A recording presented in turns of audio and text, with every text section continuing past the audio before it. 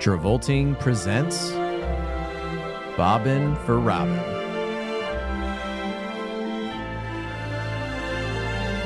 Hosted by Jeff Sweeney and Stuart Elmore.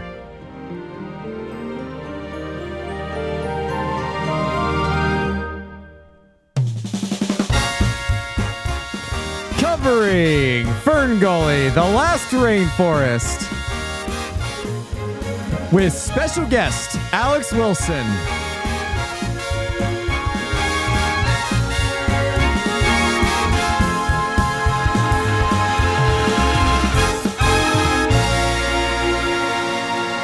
I'm so glad that this... Slam beneath me, slam up above. Going right to Toxic Love. Going right to it. I wish you guys could see it. He's doing the poses and everything. I brought it up. The behind the scenes Toxic Love. Yeah, of Tim Curry singing it. Yeah, he is. Oh, he's going all in. Hit me one time. Yes. Oh, look at that face. He is so into it. Of course he is. It's a great song. It's a great song, but he's also like, really getting into This it. movie, It's like slap. that sequence is like it's like finding gold. Yeah, yeah. Like the rest of this movie is like it's like a good kids movie. Well, I wanted to pose, and I guess it's already been answered, but Toxic Love or My Name is Batty. Oh, it's Toxic Love. Yeah. Yeah, There's like Toxic Love. There's like a Yeah. weird sensuality to Toxic Love. Oh, yeah. It's like, I was trying to figure out like what style of music Toxic Love is. There's a little bit of like I think Vegas lounge, like yeah, I think it's like a lounge lady singing. Yeah. Except it's him. skeleton Tim Curry. Skeleton Tim Curry singing like this is in the movie when like the detective goes into the bar Yeah. to meet with like An informant or some shit. informant or something, and Yes. and she's like, I'm really worried about my life, Hugh. I think they're coming for me. And this up on the stage is what we say, Toxic Love. Yeah. That's the energy of Toxic Love. Oh, This is cigar lounge vibe, this Yeah, whole thing. yeah. Which, hey, smoking slime, man. Like, it fits the narrative here. slime up above beneath me. I mean, we can rest assured that thank God that this movie is fictional and that there really isn't just like one rainforest left on our planet. I was gonna say it's funny watching this movie in 2025 Yeah. when it's just been like 30 years of like, we better worry about the environment, guys. Like, this whole movie was trying to get ahead of. Oh my God. No, it's fine, Steve. What my favorite moment yesterday was like I started watching this pretty early, and I'm watching FernGully and the Last Rainforest, and they're like the machines cutting through the woods. Yeah. And I pause the movie and I go use the restroom and I check my phone and I get a notification from New York Times that it's just like bill passes to repeal clean energy tax credits. And I'm just like, okay, so Texas wins. Texas won. All right, good. Yeah. They trapped him in that tree. I think it was 2002. Yeah. They cut that tree down. they got that tree down I again. think that is what the new desk in the Oval Office is made out of. Yeah. What if It's there- the wood. what if there's on the tree that oozing Texas all over the You're just Oval watching Office. you're just watching like Trump give an address or something. It's just there's like ooze coming out of his Yeah, desk, yeah. and someone's just like, Mr. President, what is that? He's like, don't worry about it. You don't even have to worry. We're saying we got the best wood underneath my desk. It's the best. There's slime up above. Don't worry about it. Slime up above. It's in the air. So clown. he's just doing this in front of and on top of the White House. Yeah, Like, yeah. oh, What is this man. delicious machine? It's just capitalism. He's looking at like a book entitled like The Concept of Capitalism. Yeah. He's reading the art of the deal. theoretical machine. Yeah. Oh my goodness. Oh my god. Buku bill overtime. Yeah. That's a line that because I was telling Jeff, Yeah. I rewatched the crap out of this movie as a kid. This was one of my like VHSs I almost ruined watching too many times. Yeah. And Buku overtime Buku overtime. was something that, and again, as a line as a kid, I was like, I don't know what the fuck overtime is. Yeah. You know what I mean? But I just Buku overtime. Buku yeah. overtime, man. Yeah. Oh God. Yeah. FernGully, thank you everybody. Welcome to Travolting Presents Bobbin' for Robin, everybody. Thank you for joining us for this episode on FernGully, the Last Rainforest. Thank you for joining us last week for what we're kind of sort of not counting, but could count as Robin's first animated movie that he was in, A Wish for Wings at Work. But well, it's like a very short bit that Robin's in that. Okay. And I think he did it kind of on his free time while he was doing Hook with Dustin Hoffman. Okay. Because the two of them do it together. And Stuart, what did your wife leave you for? An albatross. That's the joke in the movie. Stuart looked at me with pure. Stuart gave me the look of blankness. There was no expression on it. It was. He wasn't even like, "What are you in reference to?" No, I He's don't think he knew it was a reference. I think he was trying to figure out who his wife was. Stuart was like, "I'm married." I was like, who the fuck's my wife, man? Albatross. Yes, I remember now. But this is sort of credited as Robin Williams' first animation Okay, role. because this came out the same year as Aladdin.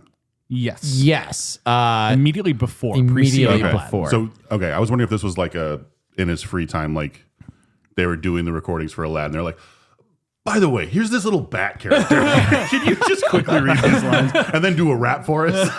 Well, what's interesting was like Jeffrey Katzenberg actually wanted Robin to drop out of this movie. Oh, really? So he could keep doing so Aladdin would be like the only animated Robin Williams movie. They'd be out at the same time. But Robin's like, no, fuck you. Be one of many Disney's violations against Robin Williams as a person. But and this is 20th Century Fox, so different from Disney. Which like I could tell because I love the animation style. Like Yeah. this is from the time. You know, watching this movie, I was like, I always want to watch like Titan AE. Yeah. I want to watch like all these like classic animation movies. And I think it's honestly just like we're so used to Disney animation. Yeah. And you see something different, it's just refreshing. it's Yeah. so refreshing. Yeah. Like, I do think that it's clear when you compare this, like, to Aladdin. Like, Aladdin has a bigger budget than this. Oh, yeah. It's very evident watching Aladdin that's, like, a much more lusciously animated Totally. movie. But this has a specific look to it. Yeah. That the best thing I can, like, compare it to is, like, when you watch those, like, fantasy movies of the 80s, Yeah. like the live action and animated ones, like, they have such a specific look to them. It's so different than any other fantasy film. Yeah. And it's the same way with like this movie and the animation, the non-Disney animation. It's stuff, like, where it's like The Secret of Nim or All Dogs Go to Heaven. like and I shit can't like that. explain to you what the stylistic difference is. Yeah. but it But it's is there there. and it has a certain like There's a roughness to it. yeah, a rough, nostalgic quality to Yeah. it. No, I think it is the roughness. Like Disney's each clearly tons of money and it's very smooth. Yeah. You know what I mean? But there is like not every frame is animated. And Yeah. there's a little bit of niceness to that. There's Yeah. the fun moment at the end where like he's getting ready to Zach is getting ready to leave, and there's like all of the little fairies around him. Yeah. and there's just one of them who they're like they drew one frame and said "We good, chief." Really? And this fairy, this is the face of the fairy. And he's just circling. Oh, no, he's just standing still. Oh, really? Just, It's so like it good. looks like my man died. Yeah. and just was frozen in place. There's a kangaroo that gets blinded by light at some point too. And it Yeah. like when it comes to is hilarious. Like the look on his face is too funny. I deeply enjoy because I was like, where is this rainforest? Yeah. And then it is directly in Australia. It is intentionally in 'cause Australia. His license, which is something I never knew, Yeah. but when I was rewatching it this time, that you look at his license and he's from Australia. Yeah. Furthest thing from an Australian They all accent. talk in American accents. like New York accents. Like Yeah. It's like, what are the two guys' names? Tony and Ralph? Tony and Ralph. He's like, yeah, we Tony and Ralph, Yeah. huh? Yeah. And it's like, wait, you're from Australia? Yeah, the level that will eat anything. Hey, get out of the way, kid. Now, imagine a version of this movie. If they all talk in Australian accents, it would I think be... it would be better. Because even Hexus, like, he's an Australian actor. Oh, But he's not really doing yeah. an Australian accent. No, he's just doing his standard kind The Tim Curry voice Yeah. he does in non-Australian film. the Yeah. the way I describe Tim Curry's like acting performance is just like a snide smile at the end of every, Yes. and you can hear it even when you don't see his face. You know what I Yeah, mean? yeah, Like, yeah. Yeah. Oh, nice sludge and Look slime. This, because, and I think I read somewhere like they had to bring Tim Curry back to like redo some of the recordings because he performed this role in such a scary way that they had to like kidify it even more so. And like, I remember I was watching this with my partner last night and she was a big fan of this movie, but I remember when it got to the toxic love scene with like the black skeleton Yeah. and stuff. She's like, and that is the image that seared into so many kids' brains. Oh, yeah. Was like that frightening image of the slimy skeleton in there. Just so like out of pocket for this like fairy kids movie. Becca asked me to specifically say how like scary this movie was Yeah. when she was a kid. Yeah. Yeah. Definitely scary. Yeah. And I feel like his animation, like that sequence is animated better than the rest of the Yes. movie. Yeah. They knew where to put their money, and Totally. it was Hexus when he transforms into the skeleton. It Yeah. has to be scary. It's fantastic. The whole thing, like just like the muck, how it keeps growing a little bit, sucking up the gas. It is my favorite thing. Apologies for a movie to do where it's like the magical villain of Yeah. untold, unlimited power. Yeah. Shall attach himself to the slow moving machine, and shall take 3 days to arrive at the enemy kingdom. Yeah. That's good. But I guess what would he do without the leveler? I mean, I presume he just like walk up and start cutting trees down. I don't know, It's a good question. because then he actually. does like, I guess he needs like the smoke to build his mass. Right. Once the machine's off, he like dies. He goes Yeah. into like mythic mode where then he becomes like the black skeleton version. Yeah. Right. So it means like in the rules of this universe, like he can survive off of the machine. Well, Right? yeah, and I guess the machine brought him back. It's like a Voldemort situation. Yeah, Like right. he's back when the tree is cut out. Yeah. And maybe it would have taken him like decades to regain his, but he's just pollution, Yeah. right? Yeah. Is that kind of the whole That thing?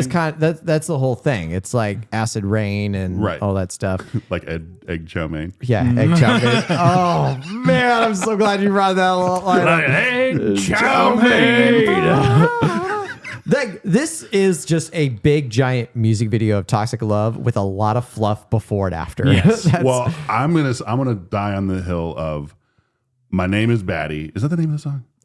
Yes, I believe Yeah, so. My Name is Batty. Batty Koba. Is still good, and not Oh, for it's just any called other Batty Rap. Batty Rap. That's right. Yeah.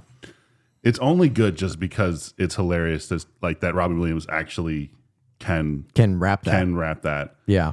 Animation wise, it's the same as the rest of the movie, Yeah. but there's some good moments. Yeah, dude. It's a banger. Kind of goes hard. Dude. Yo, the name is Batty. The logic is erratic. Potato in a jacket. Toys in the I would play this in my car. One of my favorite things to do when driving with someone is I'll just like pick a weird song and I'll put it to just repeat itself. But I'll play it at a low volume, and I want to okay. see how long it takes the people in the car to like. I do it with the Axel off the Beverly Hills Cop music a lot, That's a good one though. where I'll just put the Beverly Hills Cop music on repeat in my car, and to see how long it takes the person I'm driving. Just that for 25 minutes, they've just been listening to the Beverly Hills Cop theme on repeat. Nice. It's like do do do do do do do do do do. I mean, I have that on my Spotify playlist. Likewise, but usually people are just like, Jeff, is it just the one song? This would be a great song to do that with. Oh yeah. Yeah. Where just like you put Batty Rap on repeat and see Yeah. how long it takes people to notice. We've been listening to the Batty Rap for 25 minutes. Yes. Just- And then you can just turn it up and be like, yeah, it's Robin Williams. yeah, I'm like, oh, you want it louder? yeah. My name is Batty. Oh man. There's some good stuff in there. And again, as a kid, did not know what the hell he was talking about. So Yeah. rewatching, like, oh, he's a fucking lab bat. Yeah. Like they were performing Yeah. It's stuff on him. it's a smart conceit for the Robin character because like we talked about this, or we will talk about this in our Aladdin episode that's coming out next week. Yeah. We've not recorded. We it have yet. definitely haven't recorded that already. But like Let's do it right now. just go right into Aladdin. The- But like in Aladdin, the gimmick of making the genie just like a kind of omnipotent, exist devoid of time and space, Yeah. is great for Robin's comedic persona because he Totally. can just talk about anything. Jack Yeah. Nicholson. And he can start to here's the deal. Yeah. All right, Skippy. All right, yes, is few rule competition. He turns into a car at some point. Turns to the car, and it's smart that they like establish that so that he can just riff. Right. Similarly, Oh, this gee, movie's I'll very listen to smart. a rug. In this, I'm losing to a rug, Mr. the Rodney. Yeah. That they're like, all right, so the gimmick is this is a world of fairies. It's very fantastical. These people aren't, even when Zach gets there, like he's not like, street smart necessarily. He's not able to just like whip out references. Yeah. Robin being a lab bat who is trapped in a human lab, is very familiar with human pop culture as a Right. result, Right. is smart because it gives Robin the leeway to just start saying things. Right. Yeah. That's a good point. When he's like, because I'm trying to remember, he makes some good jokes in this, specifically about like pop culture. Yeah. And you aren't like, wait, how does he know about that? Right. Because you're just like, Different oh, yeah, channel. The mechanism for it's also Yeah, genius the- too. the antenna in his the head. antenna in his Yeah. head. Because it's like, I need a different channel. Hail Caesar. Yeah. And then when he does the like the bombing runs Yeah. at the end, and he's just doing all those. Oh yeah, he's doing the Star Wars. Yeah, he's got like the red Star- leader. Yeah, he's got Star going in for my Wars, attack run. Yeah. and just other like World War II kind of things. Yeah. You know? The prune juice. Price check on prune juice. I want to play a quick clip from a featurette from this movie. You're talking about Robin Williams. Featurette. Yeah, a little featurette in this movie. It's 30-minute long in total, but I'm not going to play the whole thing. This one's just talking about Robin Williams and his riffing in the movie. Well, Batty's, of course, the voice of Robin Williams. He's a bat who's escaped from a human research laboratory and, as a result, has wires sticking into his brain. And every time they make a connection, his personality changes. Wrong channel! Oh, Caesar, Emperor of Rome! Wrong channel!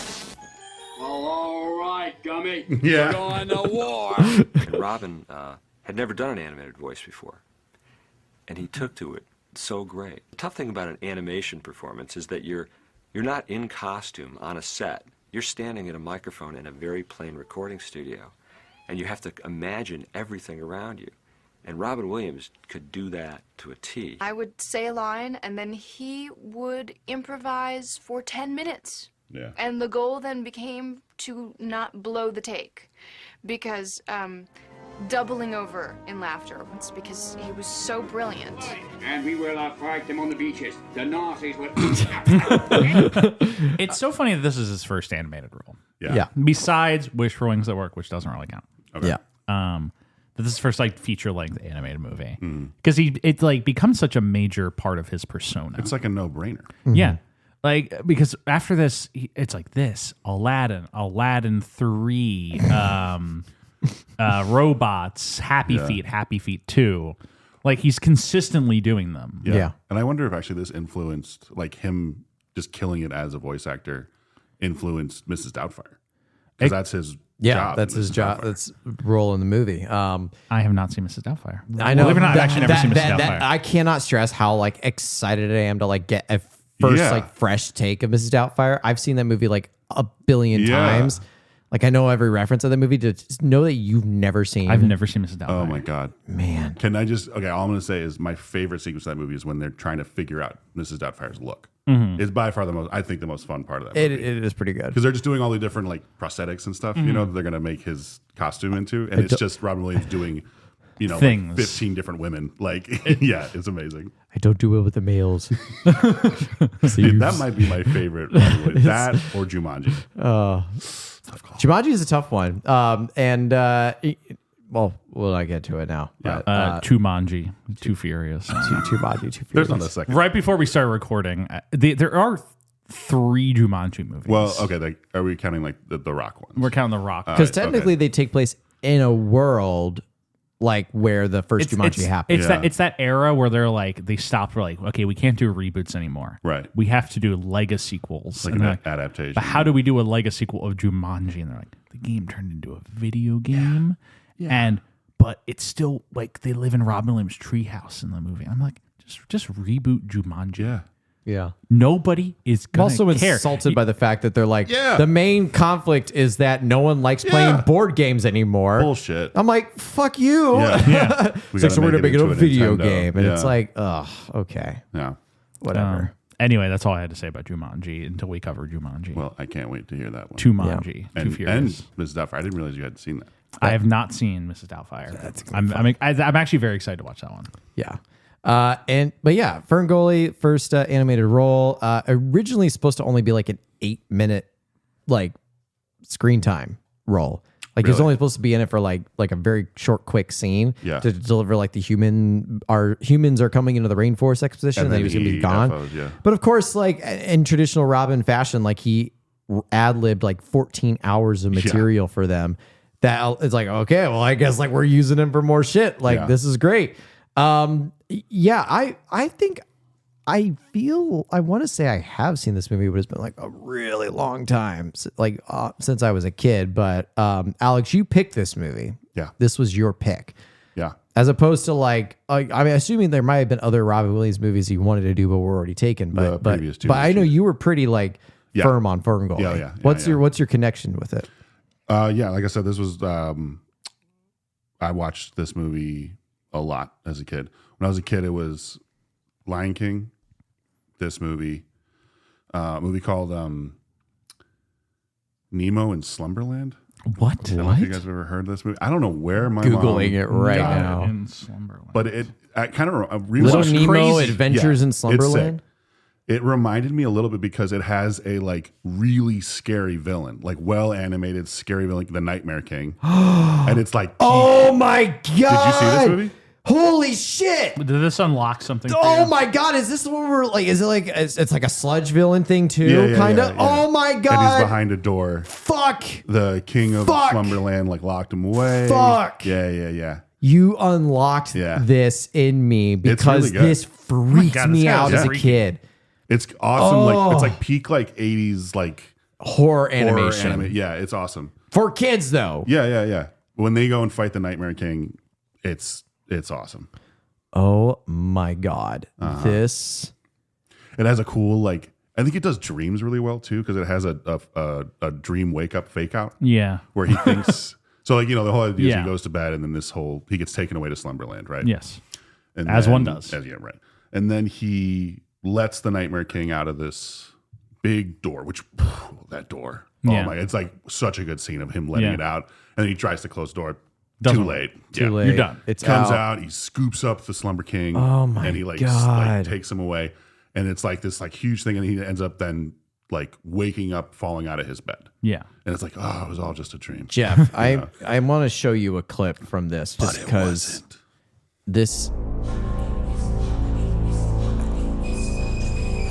this is from Little Nemo.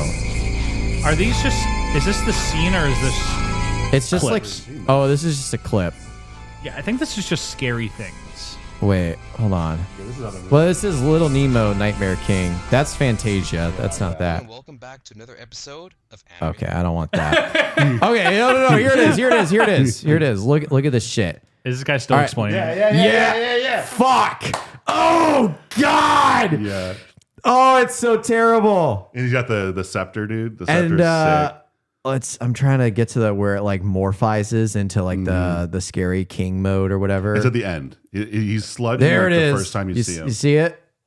It's like it. Yeah. Oh my god, this thing is So fucking. at the end when they go to his castle, he's like become full formed, and he's beefy. yeah. It's like the end of it's like Hexus at the end of FernGully, where it's just a sick design. Fuck. Thank you for Yeah, for reinvigorating sure. that Dude. because I had that like where the king gets like Yeah, he gets like a scooped up in the sludge. scooped up in the sludge Yeah, and yeah. like that got seared into my Yeah. brain as like a 9-year-old. It's an intense scene. And I'm like, is that the Adventures of Nim? Is that Black Cult? Like, where is that movie from? Yeah, The Little Nemo. You figured it out. I because figured it out. there's like a Fuck. goofball character. He smokes cigars. Yeah. He's no good, and they try and tell him don't hang out with him. And Yeah. he's the one who's like, they gave you the key to the door. Yeah. When did they come out? What's It is like a biblical story too. Yeah. Like it's got the snake in the grass, Garden Yeah. of Eden Right. sort of style thing. Oh, fuck. What's really sad is I a long time ago made a really cool like dark synth is like a style of music where it's Yeah. like very like 80s so I made a dark Yeah. synth music video, animated music video to the end of Nemo and Slumberland. It was pretty sick. Oh, that's awesome. Yeah, but I don't know where it went. I'm It's, watching. it's out there somewhere. Yeah. We'll find it. I'm gonna watch. If anybody has Alex's specific, It is free Dark on Synth. Amazon Prime and Tubi. It's worth it, man. It's a really good watch. And this reminded me of when I was watching FernGully. I was like, this is similar in style. similar in style. I mean, it's so funny how FernGully is as political as it is Yeah. for a kids movie. You know? And this is like it ends with like for our children and our Yeah. children's children. It is. Watching it was kind of depressing. It's an upsetting movie. Yeah, like how it just didn't work. Like Yeah. we tried to like get into the minds of kids, and I Yeah. think it did, but I think it overarching-wise- worked to an extent, but in the grand scheme Yeah. of things, it didn't really Yeah, pass much. It didn't have much of an effect. unfortunately not. I mean, the clean energy things did get passed, I guess. It Yeah. just got repealed. Well, it's funny too, is I remember growing up in the 90s, it was like, we got to stop cutting down trees. Like Yeah. that was the whole shtick, was rainforests are being destroyed. And that was like the environmental crisis. Yeah. And I feel like that kind of stopped. I feel like I had read that, like, not that was, dealt with, but like the effect of that was pretty successful. Like deforestation, and it was the same with like Save the Whales. Like these populations were kind of saved. They're still like in a precarious spot. Yeah. But thanks to like activism and like directly getting into it, like it kind of, you never hear about the successes of these things. Yeah. It's like I read a really good, piece that was like the reason why climate change is never like a good like it never really sells politically is because there's no like political gain out of it. Because it's not like you're going to notice that climate change didn't happen. Right. It's just not going to happen. You're like, well, it must not have been a problem if it didn't happen. The world just doesn't end. Yeah. It's this. People are like, that's the thing about everybody thinks about Y2K, and how they're like, well, Y2K wasn't a big deal, and it's like, no, Y2K was like a problem. Exactly. They just fixed it in time because we brought it up, right? And thereby nothing happened. Everyone's like, well, then it was nothing to worry about. It's like, no, it got fixed. So fixing climate change, there's no like result. Yeah, there's no result. It just does like the result is that nothing happens. Right. Which sucks. That's how people think about it. And then people can then just be like, well, what the hell? Yeah, like why do we spend all this money? Right. Nothing happens. Right. Well, nothing happened because we spent the money. Yeah. I do also wonder if it was just kind of like they got enough wood. Like, you know what I mean? It wasn't like we won. It was just like, we cut the crap out of the streets. We got a lot of wood. We got a lot of wood. We built some damn good buildings, boys. Yeah. You can keep the rest of the trees. Oh, gosh. I think I even shared this on our Earth Day special episode, but we did do that, didn't we? There's Robin Williams is also in this TV special. It's like an hour and a half long TV special about Mother Nature, played by, help me. It's Meryl Streep, right? No, it's not. I was playing Mother Nature. It's like Mother Earth. Glenn Close. It's like in that vein. No, I think I remember. She has a thing. She has a monologue at the very end. It's Bette Midler. Bette Midler. And Robin Williams plays Everyman. Like that's his name. His name is Everyman. Okay. And it's supposed to be like, just the everyman views of climate change and all that stuff and changing the opinions. It's like kind of a crazy time. This is actually like, think about it. This is his second environmentally focused film. Earth Day special is like an hour and a half long TV special where every single like TV show and movie that's popular at the time of its release makes a cameo in it. Wow. And it's just what like year? 90. Oh, wow. Okay. And so it's like recycle. Robin Williams is like, I don't care about the environment. I'm gonna cut down trees. That's like his energy. Yeah. There's a great scene with him and Dustin Hoffman. This was before Hook. Yeah. And they're just like riffing most of the scene. And it's like the first seeing these two like act across each other is so hilarious because Dustin Hoffman's like, what's your name again? Everyman. You know a lot of people. But it'll cut to the Cheers It's bar. like, well, I'm worried about the ocean. It's like, why are you worried about the ocean? Well, because I fish in it. Well, what about the fish? It's like, well, the fish tastes good. It's like, you ever had imitation crab? He's like, well, yeah, it's pretty good, isn't it? It's like, yeah, it's pretty good. It's like, well, don't you think in a few years we'll have imitation tuna, imitation cod, imitation? Yeah, soon we won't even need the fish. So why are you worried about? What's your name again? Everyman. It'll like cut away to the Cheers bar, and they're just like all watching the Earth Day special within the world of the movie, and they're like, we should care about the environment. Really? And then it'll go back and like the Cheers cast. The Cheers cast. No way. And like Robin Williams is like walking down the street, and the DeLorean just appears out of a portal, and Doc Brown he's like, I came from the future. We gotta stop environmental collapse. To be fair, and then the DeLorean will disappear. And then Doogie Howser, MD, is like opera is like the doctor for Mother Earth. And then like the kids are just like, the kids are just like, what do? We don't know. And then like a trash can starts moving. E.T. comes out from behind and it's like, yeah, Buck. And he gives them like a book called How to Save the Earth or something. Wow. It's like crazy. Everyone should watch this. We don't have to relitigate it too much because we did a whole episode on it. But like, it's well worth watching if you want like a time what is capsule popular piece. in 1990. Yeah. Because fucking Captain Planet. this Yeah. FernGully. It's like there was a big push. It's a golden age of like environmental media. And it's kind of, I don't know, it's really refreshing to see like creatives where like, I'm going to use my platform To talk about something that's really important. And Jeff, you said, I think like the golden phrase that you said on the Earth Day special, because I remember saying like we don't get these like these rarely big budget like PSAs, right, where all of Hollywood comes together for a cause and like makes this big like PSA special thing. And I think Jeff is like, yeah, because it'd be woke. Like, it would just be called woke. Well, and it'd be woke, like, and it also would be like make a YouTube or a TikTok. Yeah. You know what I mean? Like that's what it would be like. Oh, we'll reach more people if we put it on social media. Yeah. Like if they were to make like FernGully, like I know they actually did make a FernGully, but if they made 2 Fern, 2 Gully. And that was about poaching. Though, and it came out in like, really? Yeah. And it came out in 2025. Nuh-uh. No, like if it did. I'm saying like if it did. If they made FernGully 3, they made The Last Tree. If they made FernGully Tokyo Drift. If we're keeping with the structure here.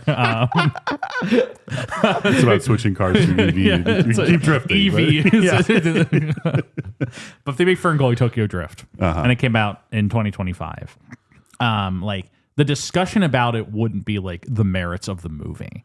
No. It would be like some people being like, this is nice, and the other half of the population saying this is indoctrination of our youth. It would come out pushing an agenda. Yeah, it would come out, and then 1 hour later, Ben Shapiro would go on the Daily Wire and be like, "This is what's problem with all of Hollywood today." Yeah, it's like because that's a like good point. In the 90s when like this comes out, like obviously there are divisions in the country. There always have been, always will be. Yeah, but like it's a little bit easier to see a common issue. The problem inherently is that it's the debate is about what are the solutions, less so than what are the problems. Well, that's the other thing too. I was watching, like about this being like a political thing, but it wasn't tied, liberal or conservative. It's just the environment. It's just like, hey, we just gotta, It didn't feel like, and maybe it's just because I know that it wasn't, but like, like you're saying, it didn't have like any sort of connotation past just this is a problem. We need to solve it. Like I feel, and I obviously this was 30 some odd years ago. I can't speak with like, and definitive nature on this, but I do feel like it would be a little easier in this time to just agree that cutting down trees is bad. Yeah. Like we shouldn't do that if we can. Right. Or we should do it sustainably. And I think like if you said that nowadays, like it's become so everything's become so politicized. Yeah. That it's like, that's a liberal idea. Yeah. Have you guys seen that like funny like news clip of like the guy talking to, it's like some conservative news thing, and he's like, "Oh, so you're working in the concrete business? Well, that's not very healthy." Like, yeah, well, it's better than cutting down trees. It's like, well, how come? I'm not doing this. No, I have justice. seen that though. But you know what I'm talking? It's like, well, you can grow concrete back, and it's like that 5 seconds of dead air, or it's just like, what? Yeah. I should pull it up, but it's pretty funny. I the thing is, and I even read that like they even made an attempt to make this like less preachy too. That was like part of the whole like device of like Hexus. Like it's based off a book, so I think like Hexus is probably like a character in the book as well. But I know like the point of Hexus also being a character is to take it off of like these are humans doing this really bad thing. It's more so like there's this just dark demonic entity that's like pushing this like destructive wave and stuff. Right. Sort of lessens the pointy finger at people and be more so like, hey, like a few days ago I watched the Simpsons movie I've seen a million times, but I think a lot, I always think about in regards to things like this, like the opening of that movie where Green Day is performing and they're like, we've been performing for 3 hours, we'd like 1 minute of your time to talk about the environment, and the town of Springfield riots and burns their barge and kills Green Day. I've seen it, but it's been a minute. It's just like Billy Joel Armstrong playing himself. It's like he sings a sentence thing. He's like, "We've been playing for over 3 hours. We'd like 1 minute of your time to talk about the environment." And Mo just like picks up a rock and throws it at him. Yeah. The barge sinks into the lake and they all die. I think about that a lot. And someone yells, "Preachy!" And they're like, "Stop preaching! The pollution in your lake is melting our barge." oh my gosh. I think that's like kind of FernGully to the Simpsons movie is kind of, you can see the cultural shift. Totally. And Simpsons is obviously making fun of the town. It's not, in support of that, but the idea still stands. That like as soon as you bring up anything that can be construed as preachy, trying to just inform people. Yeah, there's an Of a immediate lesson. pushback. It's why, like, Yes. have you guys have all seen like The Last of Us, the HBO series? It's just I saw the first season. Just the first season. okay. The first, so you guys have seen this part then, where the actor's name Jonathan, or he plays Jonathan in The Mummy, but what's his actual name? It's like the very opening scene in the first episode of The Last of Us. It's oh yeah, and they're talking about John Hannah. yeah, John Hannah. And it's like they're talking about like fungal diseases, things like that. And they're like, well, like, you know, of course the cordyceps can't live in an organism over, 90 degrees. It's like, that's right. Yep. It's like cordyceps, they need like certain body temperature, and above a certain thing, they die out. So yes, there's no fear in cordyceps affecting humans. But what if that were to change? What if you say like the planet got a little warmer, and it was like the best like line delivery of like just the needle drop? It's like, Yeah. I'm like, oh shit. That it was like the best thing of like, like they're not being preachy about climate change. It's more of like a statement of fact of like, but hey, planet's getting warmer. Right. Who knows? And there's effects. And then there's effects, and Yeah. fungus is going to create a zombie apocalypse. Who fucking knows, man? That's FernGully Tokyo Drift. That Tokyo is for Gully Tokyo Drift. It's just The Last of Us. Absolutely. But yeah. I'm just imagining Krista just like ripping around the curves in Tokyo. She still has a blue trail coming out the Yeah, back of her blue car. trail. Hexus is in the other car. So the fairies in this movie, they have powers. Yes. Yes. Because she's able to like Well, perform. just her and Maggie. Is that what it is? Yeah, I think. Well, and actually, there's a part that I was confused about. All the other fairies have green trails, Yeah. right? And then when Maggie, like Obi-Wan Kenobi's, Yeah. she sends out particles to all the fairies and also to Zach, Yeah, and Zach. and they all get blue trails. Yeah. But just for that scene, I was like, "Oh, cool!" Well, Like, is Alex, she, that's like- because they're spreading chemtrails Yeah, to turn the those frogs the gay in the chemtrails. rainforest. The and then, woke but then virus. they go back to green, and she's the only one. I mean, I think she's the only one who has powers. Okay, yeah, Yeah, because I like, think like there's a lineage of the magical person. Right. Because her Okay. name is Magi Luna. Or Loon. definitely not Like that. Magi is her like position Oh, with I think. Because she's credited No, as it is Magi sort of like Luna. What is the like a shaman, societal yeah. structure of the fairies and the FernGully? Like, do they have an elected monarch, and don't do they believe in a think constitution? so. No, I think that they're just a communal people. Okay, so a cult. Yeah, cultish Okay, in nature. very good. Because Krista, who has some magical power, she's able to like give beings the ability to see fairies.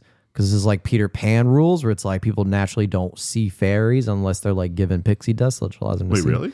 I don't know. There's some fucking rule with fairies being invisible to people. I think that's why people don't believe in fairies. Well, so she gives. I just said that, and a fairy just died like somewhere across the world. Yeah, but- I think that's how it works. Everybody clap your hands. Everybody clap your hands. Clap your hands. Clap your fucking hands. I believe in fairies. Okay, good. All right, good. We saved that fairy that just about died. Stuart like goes outside and it's just a dead fairy on his roof with like a post-it note like stuck in it. It just says like you did this. We're coming for you. Do you believe now? Very good. Very, very good. But I thought it was just they were around. But FernGully was just such a remote place that's where the fairies existed, Yeah. and that nobody's seen them. And also, like they used to be with humans. Yeah, they used to be Yeah. like tribal human, Aboriginal. This is like Right, Game of right. Thrones, Children of the Forest rules, where they used to be in one with humans, Right. and then the humans And then got. the humans. Do they say what happened to the humans? They said the humans were frightened away by Hexus in the opening Yeah. narration. Well, see, that's interesting then. Yeah. So is Hexus isn't like human-made pollution because it really He reads like that way. exploits it. Because He's a big it's fan like for the sure. embodiment of like is of natural disasters is what. Yeah, like it's He is implied the- that he comes out of a volcano. He's like malevolent nature, Yeah. whereas the fairies are like benevolent Sure. nature. So like Okay. he's the volcanoes, he's the the- earthquakes. But they talk about that. They're like, that's the balance of nature. yeah. Is there's things that grow and there's things that destroy. Yeah. There's So like Hexus, the forest sometimes has to burn down. maybe for Hexus isn't new that growth. bad of a guy. You need a little bit of dark to have some light. Bob Yeah. Ross. But then, okay, all right. So Hexus was fine.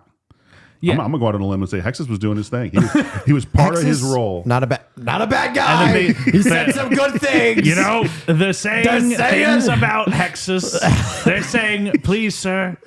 Please, sir. They're coming up to me, tears in their eyes, big, strong men, tears in their eyes, and they're saying, Sir Hexus was saying, and I'm saying, Did a lot of good things. and I'm saying, Hexus wasn't so bad.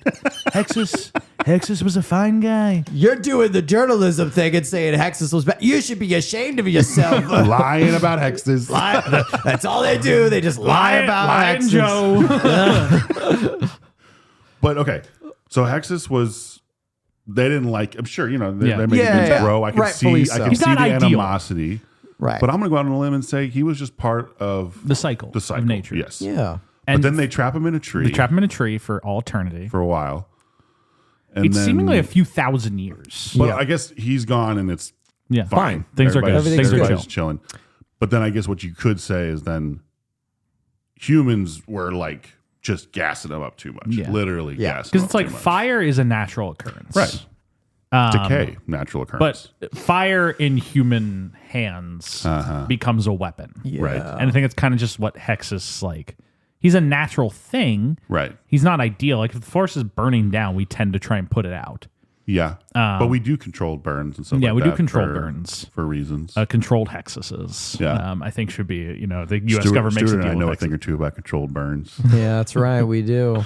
What's this? We filmed a controlled burn. Right. Yeah. NDA is still in effect, Alex. Right. Just gonna And so like Hexus is, if deployed as a controlled burn, he could have power. But I think he craves the Yes. growth of a flame. And I mean, I don't think it was any sort of like conscious choice. It's just Hexus is going Hexus. Yes. Hexus, it's what he does. Yeah. And he sings lounge tunes as well. Like nobody's business. Yeah. For nobody too. Yeah. Yeah, because like the two dudes, Tony and Ralph, Yeah. they don't hear him. No. They when they find out that there's a smoke monster living in their lever, they're like, ah! Oh yeah. Yeah, they freak out. Yeah. There's Unideal. a tiny man on the windshield. Hey, Lo, we'll take a look at this, huh? Who is this Jamo? But yeah, no, so back to the magic though. She gives Batty, because he's blind, Yes. she gives him sight. I don't know if that's like, because she does say fairy sight. So I see where you might, Yeah, she gives him the ability to see fairies. but I don't think that's the case because I think she just cured his blindness. Right? The bat? Well, she does that for Zach as well, though. No, she doesn't. Yeah, she does. She says fairy size, which is why he shrinks. Well, but I thought she said fairy size. Oh, I mean fairy sight. So it's like kind of like a 1 and 2. That's why it's like I think she Maybe. did a 1 or 2 thing. Maybe. She did the Finnegan and Harry Potter turn this wine into a cup of rum and explodes, and it's like, well, he turned the wine into something, just not rum. What was her plan? With Zach? Just the fairy sight. He's about to get crushed by a tree. Yeah. And she's going to make him see fairies right before he dies? Is that the... Isn't that kind of beautiful, though? It's kind of a beautiful thing. The last thing Seconds left of life, and you introduce him to a magical world. Yeah, I don't know what the plan was to give him sight. I think about that. You guys have seen The Nice Guys? Yeah. One of the all-time great movies. Oh, yeah. We're just like Russell Crowe's telling the story about how he's like, I knew a guy who worked with the Secret Service detail for former President Nixon. And we're driving around, and there's a car that flipped over on the highway. Nixon gets out of the car and runs over to the guy and tells him, "You're going to be okay." Then suddenly, guy dies. Yeah. Think about it from that guy's perspective. Yeah. Does he think that on everybody's deathbed, former President Richard Nixon just appears to them Tells them they're gonna gonna be okay? Yeah. Because he just dies right then. Batty just like opens eyes, sees fairies, passes away. Yeah. Zach just sees Chris right before he dies. Huh? Just the thing when the brain shuts down, you start to see some fairies. Yeah. Let that be known, kids. If you start seeing fairies, you're about to fucking croak. So You guys should do Russell Crowe as your next person so we can do Nice Guys. Russell Crowe would be so Russell good. Crowe would be an interesting one. That would be. We call Getting Rusty. Oh. Yeah. Stars.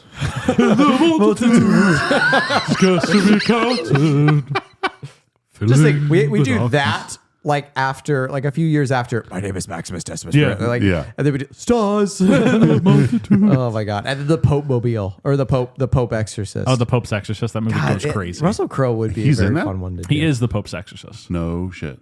You should watch that movie. That I movie's should watch that great. movie. Nice. I saw the first half and then I couldn't He finish rides it. around in like a little Vespa, but he's just like really large. And so Is he Italian? Yes, he does. He's like, it is me, the Pope's Exorcist. I'm riding around on the Vespa. I must first eat the spaghetti. I'm going to show you a picture of him in the Pope's Exorcist. Yeah, I gotta see and I'm this. assuring you, this is his energy the entire movie. Wow, this is a disaster. Is that is it like in the same universe as The Exorcist? It should, but it isn't. It isn't. There's like a scene where like he's like, there is a demon in Spain. I should go there to find it. And he leaves he gets on his Vespa and he leaves the Vatican. And then it just cuts to like Spain, and his Vespa pulls up, implying that he rode a like 30-mile-per-hour Vespa across the entire continent of Europe. What the hell? Why do they give him a Vespa? There are cars in Italy. It's so goofy. Sure, the Vatican could afford more Everybody than watch that. The Pope's Exorcist. You know what place needs an exorcist? For FernGully. Yeah. I brought us back. Tim Curry. You can exercise Tim Curry. You can't. He can't. You can't get rid of that He's guy. always there. Yeah. He'll always come back. Our main character is named Krista. Yeah. And she's voiced by Samantha Mathis. Uh-huh. Who I'm trying to figure out like what else I would know her from. Not too much. She kind of just pops up in a lot of stuff. But who we do have to talk about is that her friend isn't, or like her friend suitor Yeah. is named Pips. Christian Slater.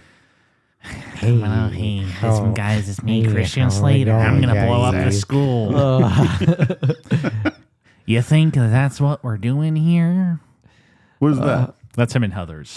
Oh. Hey, guys, it's me, Christian Slater. I'm going to blow up the school. I'm gonna pull a gun out in the Pull a middle of gun the cafeteria.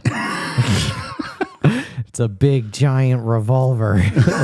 Similar energy. Yeah. Pips just hangs out with like a biker gang of beetle guys. Yeah. See, this is the thing. Like, they have a culture of biker gangs in this Right. fairies. Like, Right. obviously, they have some human It's a influence. weird choice. Like thinking back, like, and what are those fairies? No, they're like mushroom people. No, they're like, there's other there's creatures in the fairies, forest. there's animals, and then there are nondescript, right, like mystical creatures. Because all the animals don't speak; they're just animals. Yeah, except for Batty. Except for Batty And the one lizard. Oh, Tone Luke. Yeah, Tone Luke. Right. Yeah, I totally forgot about Tone Luke. It's a song. It's like, I'm gonna eat you. Yeah. Welcome to the food His chain. song is entitled "If I'm Gonna Eat Somebody," parentheses, it might as well be you. Yeah. I like when a song has parentheses in the title. Yeah. Because it's always just like, just name the song. Like you don't have to be like, it might as well be you. Like you can just call you can just call the song "If I'm Gonna Eat Somebody." Right. You don't kind of like. Yeah. I guess it is kind of funny. It's like where you're just like, oh, is that the "If I'm Going to Eat Somebody" by Madonna? Oh no, there's the parentheses. It might as well be you. No, that's the Tone Luke. Because like speaking of a movie with like similar, thematics to this, Avatar 2, Way of Water. The end credits song of that is entitled "Nothing Is Lost," parentheses, "You Give Me Strength." It's like, just call it "Nothing Is Lost." Yeah. You don't need Fine. this parentheses. It's a great title. Yeah, why do they put the parentheses? It needs more context. Yeah, it's like a question that nobody answered or asked. And Because they're Tone answering Luke it. needs a song. Dude, Gotta Tone get Luke, the hook. that's a classic relic of the 90s for sure. Tone Luke had a stranglehold on kids' movies for a few years. He did all right. He was in FernGully. He was in Ace Ventura. Yep. And he was in Blank Check. Oh my God. Wait, who is he in Blank Check? Is he one of the cops? No, he's one of the he's like one of the criminals. He plays his character's named Juice. Okay. So have you ever seen Blank Check? It's a kids movie with a deeply disturbing Yeah, it's a little weird. because it's like this kid who essentially gets like $1 billion or whatever. No. He gets $1 million. He gets a blank check. Oh, is this one of those Disney no, movies? he gets a blank check, but I think it's worth noting. All he got was $1 million. Yes. And if you watch that movie and you see what he bought for $1 million, bullshit. It's like, it's the 90s. $1 million don't care, dude. back then is probably like, what, 30 now? He buys a mansion. He buys a roller coaster. No, wait, that's Richie Rich. Yeah. But he's like He gets similar a energy. big boxing ring, go-karts, like, just whatever you would buy as a kid. But he's like 10. Yeah. And he uses this money essentially to seduce like a grown woman. Yeah. Who makes out with him. Yeah. Hate for something to have to happen to him. But look at my name is Look at my name. My name is Juice. It turns into a fucking montage. Tone Loc compilation. guess This is Mambo so. number 5, right? What's up? Is that Mambo number 5? No, that's Lou Bega Jr. Lou Bega. Lou Bega Jr. Excuse me. That's a song you should play in the car and see how long it takes for people someone to notice that Yeah. playing Mambo. That would have been noticed quick. First album ever made. Got the cut that you made, number 1. Wild thing. Wild Thing. That's the one. That's the one. Thank you. Is he the same guy that's like the Madagascar 2 hippo thing? No, that's Will I Am. Oh. Girl. Wait. No. Dude, I can do it pretty good. It's a scary good. That was like the weird like when these rappers segue into film. Yeah. Some of them have very similar, and then there's like ones like Tone Loc and Will.i.am who have like a 2-year stranglehold. Yeah. Because Will.i.am is in like Madagascar 2, X-Men Origins Wolverine, and another movie, and then he just like stops being a movie. Yes. Honestly, I think it is just like music artists. Oh, yeah. Sorry. Keep going.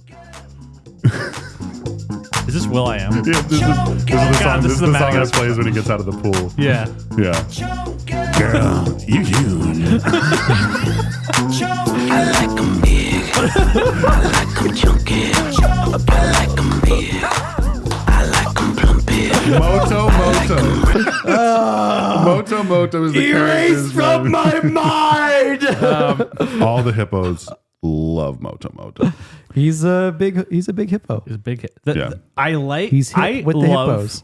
the Tone Loc song in this movie. It's pretty good. because like there's really no reason for it to be there. No. like, Such filler. it's just like Zach will almost be eaten by a lizard of some sort. Yeah. And then at the end they're like, "Hey, he's chill," and they're like, "Oh, you're Yeah. good." And he leaves. You owe me a free dinner. Oh Yeah. no! Yeah. Oh, I'm looking it up now. Keep Are talking. you looking up the song? Yeah. Might as well be you. No, might as well. Hey. No, that's what it's called. Might as well be you. No, it's No. I only go by parentheses. when I look up my songs, that's parentheses only. I mean, okay. In terms of narrative service, Yes. it's introducing Zach to. Yes. It is introducing Zach and his cowardice. Yes. Here we go. I've a basic inclination. Dude, Robin Williams does a better job than Tone Loc. Yeah, he definitely does. Look, it's like Respect the speaking. Yeah. I mean, it's Tone Loc. Yeah. for an egg or centipede. An egg or centipede? Yeah. Oh, egg or yeah. She's a lizard. He's a lizard. He's omnivorous. They do eat eggs.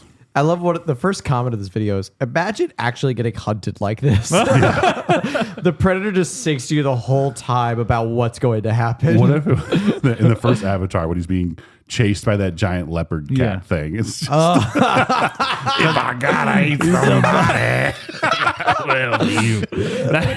Okay, Stuart, that someone should, edit that right now. That should be the next Predator movie. It's a musical of the Predator. Yes. if I gotta hunt somebody. And they're like, the Predator is clearly over there. You can hear his voice. You just hear a boombox like faintly away. The predator just like, gets out like the wrist thing and and the song starts playing. He's got little speakers on his backpack. Oh fuck. Well, did you know Let's the Predator's that let's annoying not- guy on the train who's blasting music? yeah. Boom. He's working on his choreography. Do we yeah. have to talk about this movie? FernGully? Yeah, I mean, it's a short movie. It's a short movie, and Crisp there's not a hour. lot Yeah. of substance to it. No, Wow. and it moves pretty quick. It's I like loved it. we just meet the characters, we shrink Zach. He almost gets eaten by Tone Loc. Yeah. And then from there they take him back. Oh, I did really like as a kid. I loved Zach's song. It's not really a song because he doesn't sing it. It's just whatever he has. Is in it his like the Walkman. love ballad over them? No. It's when Pips brings back his stereo. Oh, yes. And what is like the one line? It's is it Land of a Thousand Dances? Is that the song? I don't think so. Because there's the Raining Like Magic. Is that it? That's probably. I think it's Raining Like Magic. Let me hear it. I'm You pulling it up? Yes. Raining Like Magic. I'm gonna beat him to the punch here. Old Spice Riders, long-lasting. God damn. Listen to the Old Spice ad. Rain like what? Rain Like I got it, Magic. I got it. That sounds like what the? Oh no, no. This is the learning to appreciate nature song. Okay. Yes. That's when it's kind of like the Avatar when he sees like the place at night. Yeah. And he's with the Na'vi. He's like, oh, this is pretty chill. Yeah, exactly. No, he's Pips brings the stereo back and he's like trying to explain what it is. I'm bringing the stereo back. I found this I yellow found box. this yellow box, and if It's clearly you turn it on, it'll tell hard like stone, but you. It'll it's tell you hollow. all about the capitalist It's society. got these ivies hanging out of it. God damn it! It's I say I like it, but now I'm blanking. There's like that's the. No, not that Stuart, what song is that? There it is. Yeah. There it is. Land of a Thousand Hey, Dances. na, na, na, na. There. Oh, yeah. Hey, na, na, na, na, na, na, na. It's kind of like James Brown or something. Yeah. Yeah. The credited artist is just named Guy. Guy. Yeah, killed they're it. a verified artists on Spotify. Their highest rated song is a song called "Let's Chill" with 41 million streams. Sounds good. Yeah. But anyway, hey, na, na, na, na. That song's good. I was a fan as a child. Elton John did a song for this. He does the credit song. The Oh, really? No.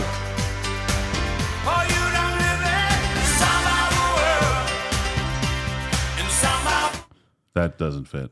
I'm sorry. I do like that this movie, like, whereas like for Disney films, usually they hire like one songwriter and he like writes all the songs to the movie and he keeps like a consistent, Yeah.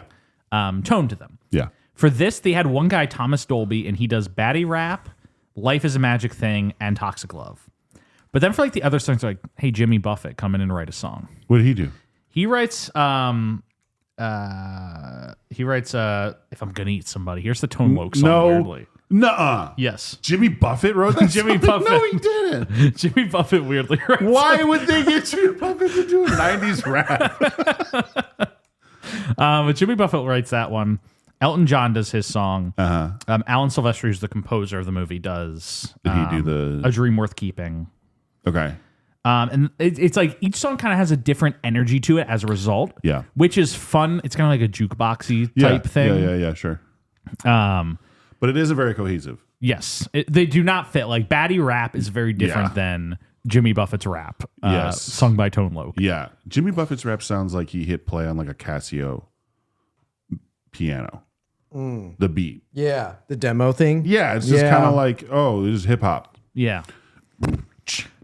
Imagine if Jimmy Buffett had sang the rap song. Oh, please. He's like, if I'm gonna eat somebody.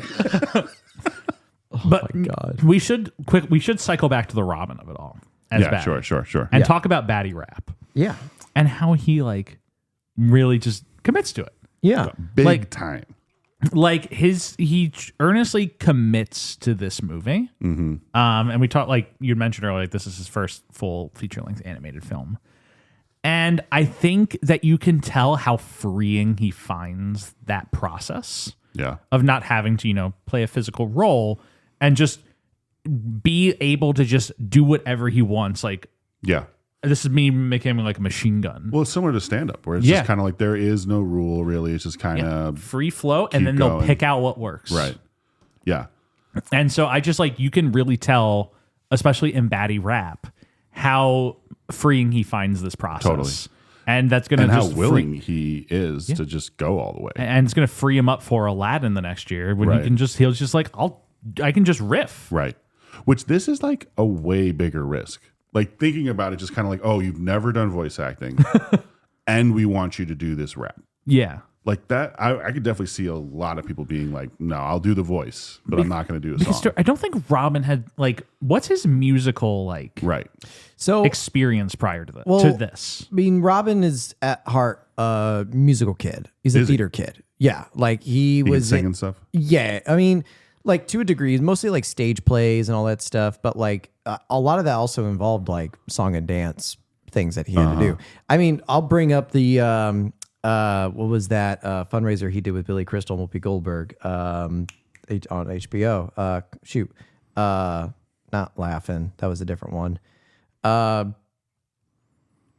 Shit. I'm trying to think about it, but like essentially that was another like song and dance routine that he did. I mean, it's not like totally foreign for Robin to go musicality. He certainly I would performing. Too. Yeah, like, I wouldn't. Like the end all be all performer. Yeah, and I wouldn't put him in the category of like he's a professional like singer dancer, but he has those skeleton, like the skeleton. Yeah, I mean clearly the dude's chops go for miles. Yeah, I mean like he like that's really him singing A Friend Like Me in Aladdin. Like he's really doing it. He's got the pipes and he does. Yeah, that's a good song. Oh my god. I mean, one of the best. What's better? That is better. Yeah. But there's something so special about Batty rap. Yes. That Robin just seems like so effortlessly can rap. Like it's nothing. Like I bet that was take 2. There's some bars in there too. Yeah. Yeah. Probably wrote a few bars versus himself. I'm sure. Yeah. And he's got some riffs in there too, where he does the like the lipstick lady, and then the like mad scientist shadow. Yeah, bring me another animal. Yes. I mean, well, so because we mentioned like this being Robin Williams' first animated movie, and like this is like the Robin's experimental first take with like, oh, like so you just start rolling, and I kind of do whatever I want here. Yeah. Like I'm not confined to like the set, and I'm not confined to the camera frame or media. I have a microphone that's recording anything and whatever I say. Right. So, and like, yeah, someone could always just yell cut, but why would you? Why would you? And it's like at that point, it's like Robin's just gonna keep riffing. I don't know why I thought of this, but have you guys seen like the clip of like the William Shatner commercial recording where a director was trying to give him notes and William Shatner took it personally, so he decided to like make fun of him? Yeah. No, because I haven't seen it. I'm gonna look up the William Shatner commercial. I thought you were going to bring up the Orson Welles. The Orson Welles is the line ad. The French. Like, the sweet succulent wine is the Parmesan. God damn. And they used it. Yeah, I mean, it's gold. I can't find the William Shatner bit, but it's William Shatner commercial director. Maybe that will pop it up. So No, not that one. Sorry. Anyway, we can. Oh, maybe that's it. This is William Shatner, and I would like to invite you to take a journey with me into the 21st century. So take the next few minutes and listen very closely. You'll be haunting amazed image on the at screen. what you hear. Okay? Oh my God. I don't know why. Can there be a little more excitement in the beginning? I love it. Okay. All right. It sounded like really laid, really super laid back. Well, I'm saying, okay. I'll try and do that. Oh, okay. Let's do take 2. Let's do take 2. This is William Shatner, and I would like to invite you to take a journey with me into the 21st century. So take the next few minutes and listen very closely. Speak up. And maybe you better do it the way you hear it. Do it for me. No, I mean, just go ahead. This is William Shatner. Oh, and I would like to invite you to take a journey with me into the 21st century. So take the next few minutes and listen very closely. You'll be amazed at what you hear. I think this is the FernGully episode. Okay. Yeah. This is William Shatner, and I would like to invite you to take a journey with me into the 21st century. This is a cursed video, but yeah, it gets the point across. I like that this is a FernGully episode. And we're discussing William Shatner. Well, it's voice acting. Yeah, it's voice acting. Because I always wonder, it's like with directing a voice actor must always be like an interesting. I just actually process. had to do that a little bit. Really? For a commercial, yeah. How was that? I mean, it is kind of annoying because it's just kind of like how that person was doing it, of like a little bit more upbeat, slower, like that kind of shit. Yeah, right. But I don't know. It was like we had a lot of people that would just come in and just be very natural, and like you're not going to push. You know what I mean? Once you start to like over dissect it, it's like it's natural, it's fine. And it's like you have all the film you could possibly have. Like you can do multiple takes, and it's not going to be that hard to siphon through all of them either. So yeah. Oh, what? No. What do you think? This is an animal. We should have animals speaking on FernGully. Your opinion honestly. on FernGully, the Last Rainforest Piper. She's been a recurring character on this podcast. Yeah. Because she jumps up in my lap a lot. A lot. Do you know what the podcast is? Yeah, she does. She sat in one time while I was setting up the system today. And I have this really cute pic of her in my seat. Yeah. For the audience, it's the cat. She's talking directly into the microphone. Yes. She has one elbow on the table, smoking a cigarette. Yeah, it's pretty much like the characters incredible. in FernGully. Well, see, the thing is, I didn't like clock that this is set in Australia for a decent bit of its runtime.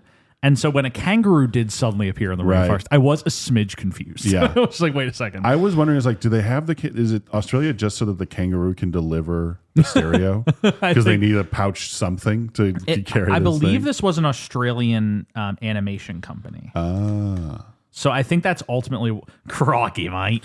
Your ice cream for the barbie, you know that in FernGully. You want to make a movie about what? You want to make a little animated movie then? A movie about cutting down trees. No, cutting down trees, isn't it? Well, fuck them trees. I'll say, cut them down. I'll say, cut them all down. You haven't been calling the cops, have you, mate? You haven't been talking to the cops, have you, mate? You haven't been to the Jedi, have you, mate? Brad, Ben Mendelsohn, I'm a huge fan of all the My name is Michael Caine. And Ben, you must eat your vegetables. Okay, Ben? Alex, I'll show you this video. No, Ben, you don't fucking understand. You I've must, seen that video. Yeah, you wait, must. Ben, you haven't talked to the cops, have you, mate? Oh, wait, maybe not. I'll show it to you after. It's very good. But anyway, I'm not fucking finished. I have seen that one. That's a good the one. Michael Caine. So impression. Michael Yeah. Caine talks. He talks very loud like this, and then it gets slower and quieter, and that's where you're in the pocket of Michael Caine. that video is great. I'm not finished. I'm not fucking finished. Let me speak. But Australia. Yes. Just is it purely just because of the animation? Was that like a selling I think point? it's just like the animating studios in Because Australia. it's so not Australia. Yeah, Does Australia even have rainforests? Probably. I'm gonna look up Very little. Yeah. Mostly Australian rainforest.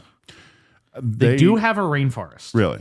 Just one. Probably the last one. It's called It's like- FernGully. It's the bottom right. Here's a topographical map of Australia.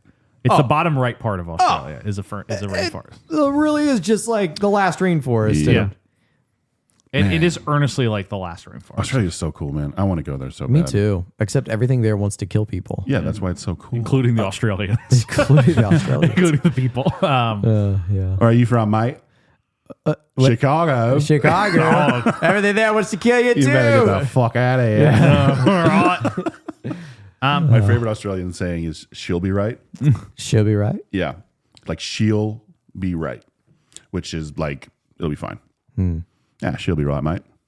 She'll be right. That sounds British, though. She'll be right. I mean, it's potato. Potato. They're just where they sent all the outcasts. Everybody in Australia is a criminal. Yeah, a descendant of criminals, and Once thereby you're born in Australia, you can never go to England. Yeah, see you as a criminal. Yeah.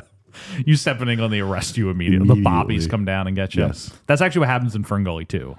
Is Chris is like, I'm gonna go see the world, and she gets detained by the British police. And it's actually a courtroom drama about the rights of fairies. Courtroom courtroom drama. I that would be good as hell. I can't get rid of you. The big leveler machine Sick. is worthy of talking about. I love it. I'm Yeah. not supposed to love it. I love it. It's like that scene in Sinners when they start singing Rocky Road to Dublin. Rocky Road to Dublin, and you're like, I know this is a. Have you seen Sinners? I haven't seen it yet. My brother in Christ, the vampires in that movie. Spoiler alert for those who haven't seen Sinners. They get together and they sing the Rocky Road to Dublin, and for a moment, I'm like, kind of on the vampire side. They're singing Rocky Road to Dublin. Like, Jeff, you were there too. Like, it's like no, that song goes crazy. Rocky Road to Dublin. I kind of hope they win. They're not going to let it be bad. No. Yeah. But the big leveler machine, I like how insane the operation is. Because it's like, all right, so what we have is this big machine. Yeah. And the big machine just cuts everything down. But we're going to send guys out and they're going to paint red X's on the trees. Yeah. And then we're just going to plow through it anyway. Because we wouldn't know what trees to cut down if we didn't X them with spray paint. That's a good point. And then they basically clear cut. Yeah. Well, not only do they cut, they also process on the leveler too. That's the thing that was weird about it for me. It's like, well, you're cutting it all into the same dimension. Don't people want like 2x4s? Don't they want like different sizes? Like, nope. Fuck it, you get planks. You also you can't do that. There's like no machine that's do that. So big and cumbersome. It's like we'll cut them down, we'll put them inside the machine, and it'll just goop them up. Yeah, goop them up. Yeah, because then they show a truck just taking logs. What normally happens? Yeah. This truck's just taking tree trunks. Away to where you would turn them into. All the different sizes, right? I guarantee you that this was a conversation. They were like, "You wouldn't put a wood processing plant in the leveler," and they're like, "But how does Hexus do his thing?" Like, and they're like, "Screw it, we'll just do it." Yeah, I love how red everything in the leveler is. It's so like angry, evilly designed. Yes, yeah. I like that it's so evilly designed, but then it's run by just two guys from like the Bronx. Yeah, one guy's just eating cake. Yeah, he is eating increasingly large bits of food. Yeah, because it starts he one bites a popsicle. Yes, I remember that as a kid. He just it's one impressive. bites a It's popsicle, skill. then 2 bites a cake, and then he's got like a hoagie at the end. He like destroys the cake, and then he's just like eating a sandwich later. Yeah. Dude is just going crazy, and the whole time they're like, Zach doesn't have work ethic. Zach's out there spraying trees for no reason. That's the problem with kids today. They ain't got no work ethic. They're sitting in a fucking air conditioned, like bug repellent room, and like he's out there in the fucking jungle spraying X's. Like spraying X's, man. Like, and that's a summer job. It's a summer job. They have the summer job kid doing that shit. Yeah. Like, I like the NPC like other guys. Yeah. They're just like, how you doing, Mike? All good over here. You finish your X's there, Chad? All done. And they have the video, like a security camera that's got perfect shots on all 3 of these dudes. Yeah. This thing is a moving fortress. It is. I was really hoping there'd be more like fairies going in through the piping and shit to fight like little, I don't know, monstrous demons or whatever. But no, they hit the off button. Yeah, literally just turn the key. They just turn it off. Yeah. That's all it is. You know, they could turn it back on. Well, no, they ran out. Ralph and Lou. Oh, right. I just mean like it's at some point like the salvaging company would be like, you know, like, well, that's a really expensive piece of machinery. It cuts down trees and processes them. Like we have to go get it back. It got grown through. Oh, right. Because like, doesn't Hex like grow himself out of it, and that's when the tree goes. Hexus comes out. Hexus comes out, and then he turns Chris, into a tree. Gets eaten by him. Right. Yeah. And then he starts getting tree shit grown out of him, and then the tree grows through the leveler. Yeah. There's that cool shot of like the vines like coming through the tracks. Yeah. Of The leveler. animation. It's like Pretty Awa destroying good. the RDA at the end of Avatar. That's exactly what extremely it is. similar. That's what we were energy. going Exactly, to. Yeah. exactly what it is. Only FernGully did it first. I mean, I can't dispute FernGully did do it. Do you think Avatar is more Pocahontas or FernGully? I mean, the concept of the leveler is so similar to the bulldozers in Avatar. Yeah. But the thing is, like, I can't imagine James Cameron watched this movie and said, "I will make that again." Yeah. I think they are just like operating in the same. Well, I think mindset. the other big difference too is Pocahontas. It's a love story. Yes. Where that's the same in Avatar. Rewatching it this time was kind of interesting that like it's setting itself up to be this love story. And then Krista's like, "No, you missed the point, dude. It has a very Casablanca. I'm banging nature." It's a very Casablanca-esque ending where he walks away. And Yeah. Well, no, but she kisses him, or he kisses her rather. Yeah. And she totally is just like, "Nah, bruh. Brother. I'm trying to show you. I'm the Magi. The now. world here, dude. Yeah, I'm the Magi. We can't be banging humans. You can't be sleeping with tiny guys. Yeah. Another thing I was hoping for, because I remembered he takes his shoes off when they go swimming. Yes. And I was kind of hoping that like he kept his shoes off as like a nice little like one with nature. Now, thing. yeah. Because they make a point too. They're like, what's he got on his wearing? feet? Yeah, he's got it on his feet. I was like, it'd be cool if he kept his shoes off after the can you feel the love tonight moment. Yeah. I was waiting for him to grow wings. Especially when the OG Magi like parted her essence with him. I thought you were going to grow become a fairy. Become a fairy.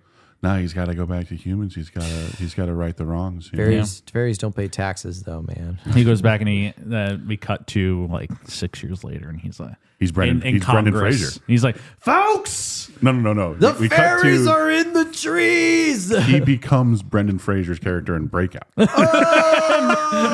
That was the thing I realized watching. I was like, am I only going to do environmental movies? That is a callback. That is a good callback. Wait, did we not have you on a Winona episode? Yeah, we did. I'm pretty sure we did. We did. What Winona episode did we have you on? I don't think I was. Gun to your head. What was your Winona episode? Gun to his head. I'm checking I don't think now. I did a Winona. Stay cool. Yes. Stay cool. It was like the Chevy Chase. I think wasn't Chevy in that? I don't remember what happened in Stay Wait, this Cool. sounds familiar. Oh, but I am yes. blanking. Okay, so Stay Cool. Wait, no, I still don't know what this movie's about. Oh, wait, now I know. It's when Mark Polish goes back to his hometown and takes Lizzie Mark McGuire Polish. out to the prom. Right. Man, I wiped that from the hard drive real quick. Holy shit. I forgot. And then she's Sean Astin plays a very the like gay, effeminate gay man in that. Who has and, a bra in his car. Yeah. Like, and not just an actual car bra. Right. Like a bra. Yeah. Or a thong. And something. Chevy Chase plays the principal that tells Mark Polish that I don't think you should be romantically involved with an 18-year-old. You fucking 40-year-old freak. Yeah. Like, shoulda, coulda, woulda. And it was a movie written and directed by Mark Polish. By the brothers, I think, That's right? what it was. The twin brothers. It was a very strange thing. That makes it so much worse. It does. Is this the first real movie we've had to cover? Well, Austin Powers Gold member. Austin Powers Gold member. Yeah, written by Mark Polish, the titular star, directed by his brother Michael Polish. Weird. Major cuck energy right there. Yeah, weird. That's tough. What else is there really to say about FernGully? What have we not talked about? Because there really isn't a lot, but we still have somehow like kind of hit all the marks of FernGully. Yeah, I mean, it's pretty on the nose with a lot of it too. Like at the end, he like takes Ralph and Lou or whatever. Yeah. He's like, guys, there's gonna be some changes. And they're like, oh, look at all this tree we cut down. Yeah. They're putting the boards back. And the guy's like, oh, the tree's back. Help it grow. Yeah. Keep going. Wait. No, well, this song goes crazy. I'm very happy you're playing this. You're welcome. Just to keep more parallels between this is Jake's first FernGully and Avatar. Yeah. Not The Way of Water. Stuart, This is Avatar, the motion picture. I see you. Thank you all so much for listening to this. That would be a good ending. That would be a really good ending. We'll do it. We'll do it. No. When we do our Avatar episode. This movie Stuart wants to believe it's not happening, but it is. When we do our Avatar episode. When we do our Sigourney Weaver show. No, like you don't That's a understand. good one. You don't understand. Like, I call dibs on Cabin in the Woods, by the way, if you do Sigourney Gotcha. Weaver. Okay. I don't think we're gonna do Sigourney Weaver. Why not? I don't know. I think he's trying to. I think he's I trying really to con me into doing the Avatar movie. The thing is, I think I had Stuart convinced, and he's like, "That's a really good one." And then my sister was like, yeah, "It's just because Jeff wants to talk about Avatar." He was like, and then I was like, "You son of a bitch!" Why don't you want to talk about Avatar? This is a disaster. Well, I don't want to. It's not that I don't want to talk about Avatar. It's that I don't want to talk about Avatar. Stuart doesn't with want Jeff. Stuart doesn't want a 7-hour-long episode. Yeah, of me that's talking what about it would Avatar: be. The Way of It would be Water. another Gotti episode. Only have to do better? 2 of them. We would have multiple guests coming in because they would like Rotating. They would be here for 2 hours and they'd be like, I have to go do other things. You just tell them like you got the first 40 minutes. Yeah. Then the next. I couldn't be there for the whole thing. Stuart would I can't do leave the another recording Gotti. studio and I'm still sitting in here like, Yeah. So see, when Neteyam he's riding the Elu. You asked me again why I don't want to do Sigourney Weaver. Yeah. Rank the Sully children. Wait, which one do you like better? Way of Water. Yeah. Rank the Sully children. It's Neteyam, Loak, Took, and Spider. Rank the Sully children. Spider's the human. Spider's the human. It's the worst one because he betrays them. He does. It's fucked up. And then, can you tell me who the other 3 are? Who's the one that Neteyam's dies? the oldest who dies. Okay. Loak is the middle child. And then Took is the little girl. The middle child is the one who has the whale friend. Yes. He befriends Payakan. Payakan. I'm just pulling these names out. You are. He is not looking at any sheets. He is fully committed to memory. I'm going to go with middle kid. Loak? No. Yeah. The whale friend. Yes. That's a sick sequence. It's a great sequence. I really liked that in Way of Water. It makes me happy. Stuart is so mad. Stuart's so mad that I've somehow gone the FernGully episode. I've only seen Way of Water once, and I It's a good smoked time. a blunt before going in. Yeah. So I had a good time, and then I could not remember anything about the movie. I'm actually, there's a weird place for Way of Water in my, I'm not going to say heart, in my head. Hold on a second. In my soul. I want to keep going. Alex, are you aware how many times I saw Avatar: The Way of Water in theaters? I'm going to guess 14. No, that is actually an overestimation, but I did go to see it opening night. I brought a bunch of people. We had a really good time. Was Stuart there? Stuart was there. High off my ass. And then I brought a different group of people. I wasn't even dating Angelica back then. I went to go see it like a few days later with one of my friends who had seen it opening night. So we're like, we want to see that again. And my dad wanted to see it, so I went to go see it with him. And then like a week or two after that, a few friends are like, let's go see Avatar. And so I'm like, of course I'll go see Avatar. Why not? I saw it 4 times at that point. And I was like, that's where I'm going to cut it off, clearly. And then you did. And then I go into work, and one of my coworkers points out it's a 3-hour-long movie. The amount of times I've seen it 4 times is 12 hours. It's half a day. Yeah. And he says, well, Jeff, you clearly have to extend this To a full 24 You have to see hour it, do a window. full 24. And I said, Lou, if you come with me next time, I'll do it.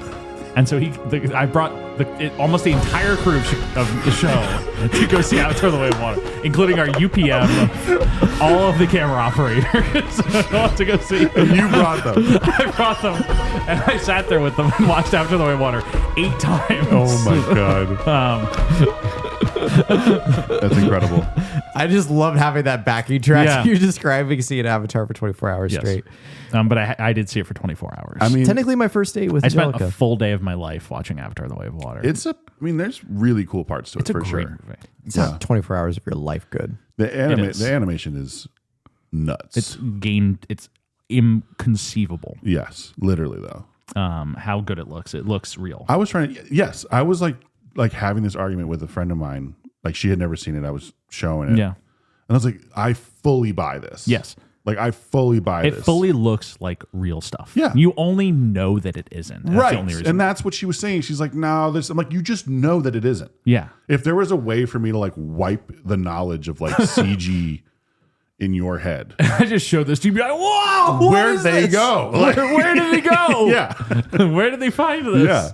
No, it is fully real. Yes. Like, and I think to me, it was just like when I watched it, I was just like, holy shit. Yeah. Like that's a milestone. It's like, well, Alex, what I'll say is I see you. I see you. I see you. Which of course we know in Navi is Olnati Kameo. Now I know why your phone picture is. It's funny because when I was texting you guys, I kept wondering. I was like, why? I didn't know you had this love for Way of Water. It's the general guy, right? It's when there's like one scene where there's all like the avatars meeting up, and there's one that just has like sunglasses. Okay, And he's just like, so he's just a soldier. one of the. and I just thought he looked funny, so I made him my. soldier. I like it when people call me and there's just like, hey, There's like a Navi popping up. Yeah. As your call image right now, as I'm talking to people about work-related topics. Yeah. Jeff, what's the image you keep putting up for my contact? Oh, Turgle. Who? Turtle from No, you're- Entourage? So we're still recording the FernGully episode, which is funny. We about are. This is this. all related. I'm going to show you. FernGully inspired avatar. I'm going to show you a picture of a guy, and you're going to tell me he does not. And you're going to tell me how much he looks like Stuart. I think he looks a lot like Stuart. Like, doesn't he kind of have a similar expression? Turgle. Doesn't he kind of look? This guy looks like he lives in FernGully. Is the thing. Yeah, I can see it. It's like he's got Stuart's like little like smile. Yeah. I think Stuart actually is a pretty dead ringer for Rabbi Marshak, which I still want to do that Halloween costume really bad. For those that don't know, I want to do a serious man Halloween costumes where the three of us are the three different rabbis. Look at the parking lot. Look at the parking lot. Stuart, to be clear, this would be you. It's perfect. I can't see it. It's actually really good.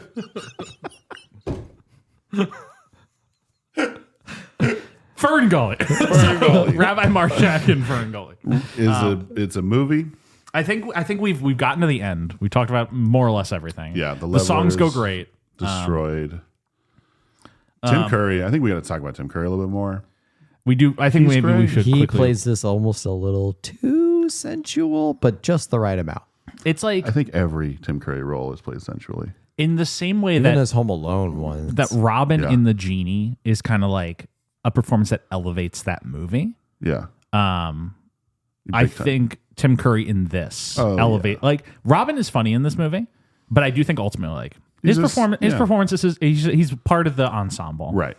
I think Tim Curry's performance like actually elevates this movie. I think it's so essential to many kids' recollections of this movie. Mm-hmm. And I think just the whole hog commitment he puts into Toxic Love and his whole, bit. He doesn't just come in and just say the lines. Like he's giving a real performance. Yeah. And I think it's really the key to this movie's longevity. Totally. Even beyond the performance. Yeah. Like just how much he like really loves the leveler. Yeah. Like you can totally tell. You can tell he like wants to sleep with the leveler. Oh yeah. Like he has like sexual feelings about the leveler. He's sucking smoke out of its pipe. Man. Yeah. And it's very laid in there for the adults to understand. Like kids would not get anything out of it. But it's so laid in there of like this guy has a sexual relation with this machine. Oh yeah. He's banging the machine. Because he's literally like riding it at the end. It's kind of like it's crazy to think about.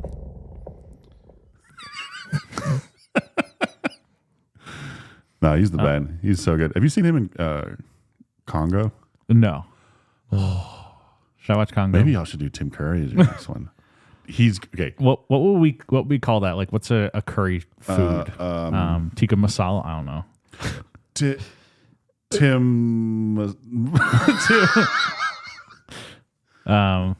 I don't know. Currying favor? I don't know. We'll figure something out. Yeah. We'd figure something out. That would be a bottomless well as well. We would have to do FernGully again. FernGully. Two Fern, two Gully. Yeah. Alex, I just want to make sure I pulled up the right Tim Curry Congo movie because he plays a role called Herkimer Homolka. So let me cut you off there. Herkimer Homolka, formerly of Romania. He says it twice. That's the best part of the movie is he says it twice. I am Herkimer Homolka, formerly of Romania. Oh my God. Yeah. No, he's great. Oh, that's so good. Yeah. It's a crazy movie.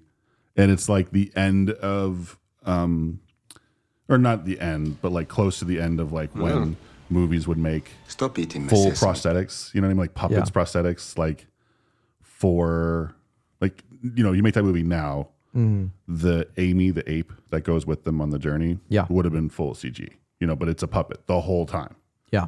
And it's not great, but it's there. It's there. Yeah. I'm pretty sure there's some CG. Kill a monkeys. gorilla. Yeah. It's a Michael Crichton book. Michael Crichton. Crichton. Christian. But it is note of this movie that it comes out and it gets screened at the United Nations General Assembly. What? Very good. Because it releases April 10th of 1992. Earth Day is April 22nd. Clearly, it's why they put this movie when they did, was to preface Earth Day. And on Earth Day, the United Nations General Assembly, all the ambassadors and everything, meet up and they watch FernGully. What? That's awesome. I'm sure some of them just like left or like didn't go. But it screens for the whole assembly at the United Nations. Wow. Which is cool. It's like cool that this movie like is aware of its political power and, you know, attempted to use it. Sure. Wonder how all these old men like That's responded such a to toxic funny- love. Yeah. Why am I hard right now? All these old UN general. Yeah. Who was the UN ambassador in 1992? I'm going to look it up. And they're all like walking out afterwards, like, My name is Betty. yeah, Like, that gets stuck in your head. The ambassador to the UN goes to meet with Bill Clinton like right after. Yeah. Actually, I guess it would be HW still at the time. Goes to meet with HW. He's like, all right, United Nations. And there's just like, slime beneath, slime up above.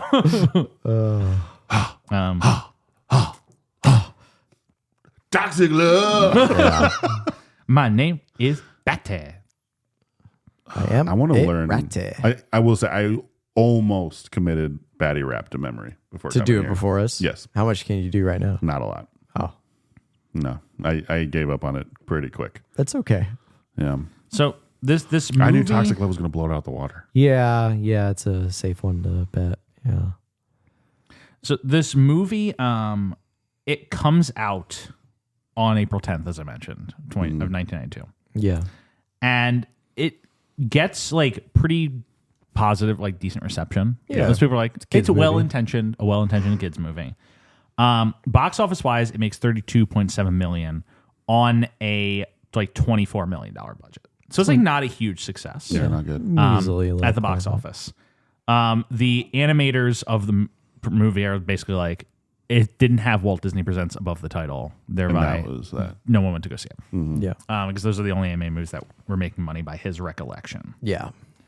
It was noted that the 5 other non-Disney animated movies in 1992 did not equal a third of the gross of Beauty and the Beast, which came out the same year. Wow.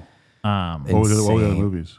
I don't know, but there were 5 others. They didn't. Trying to remember what they were. In 1992? Yeah. And if you combine them all, it does not equal out to A third. a third of Beauty and the Beast. That's nuts. Which is That's crazy. Crazy. But the thing about this movie is that like its legacy doesn't come from the theatrical run. Mm-mm. Its legacy comes from it goes out on VHS tape. Yeah. And is available at basically every store. And parents buy it and show it to their kids of our generation. Mm-hmm. And FernGully develops like a cult reputation among children. Mm-hmm. It's like a kid's cult film, which is always fun to kind of see the development of. Yeah. That like it's not that like adults rediscovered this movie. Right. People just like watch this movie a lot when they were kids. Yeah. And then when they became adults, they're like, FernGully. Yeah. Kind of hit. Yeah. Yeah. It's And like a sleeper. It's like a sleeper cell. Yeah. It's like we all. Well, it's like when you watched mentioned as a Little kid. Nemo at the beginning Yeah. of the podcast, I'm like, fuck! Exactly. I was like, holy shit! I activated you. Yeah, you activated me, man. You activated a sleeper cell. Yeah. About Stuart just gets up and walks. I just like, I take out a knife and I just committing No, atrocity. that's an interesting thought though. That like it just became a cult in homes. Yes. But like I wasn't talking to anybody about FernGully at school or anything. Yeah. And You then weren't going to fast school and forward, saying, "Y'all see FernGully?" Yeah. Fast forward 20, 30 years later, and we've all had this experience, and then now it's a cult. Because they make a FernGully 2. They do. Called FernGully 2 The Magical Rescue.